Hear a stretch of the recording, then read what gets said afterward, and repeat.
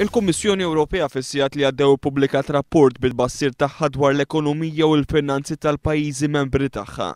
Fil-parti tar-rapport tagħha dwar pajjiżna, il-Kummissjoni Ewropea tgħid: Energy inflation is forecast to strengthen under the assumption of an increase in electricity prices. Fis-tqarrija l-kellim ewlieni laburista tal-Finanzi Carmen Novella qal li dan il-kliem ifisser li l-Gvern qed jagħti l-impressjoni lill-Unjoni Ewropea li qiegħed jippjana biex wara l-elezzjoni ġenerali jerġgħu lil kontijiet tad-dawl bħala parti mill-miżuri biex jagħmel tajjeb għas-sitwazzjoni finanzjarja.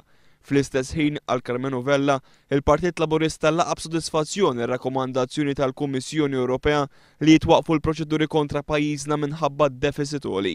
Dan fil-waqt li saħaq li kienu kun aħjar li kieku qatt ma wasalna f'sitwazzjoni li kellhom jibdew proċeduri kontra Malta.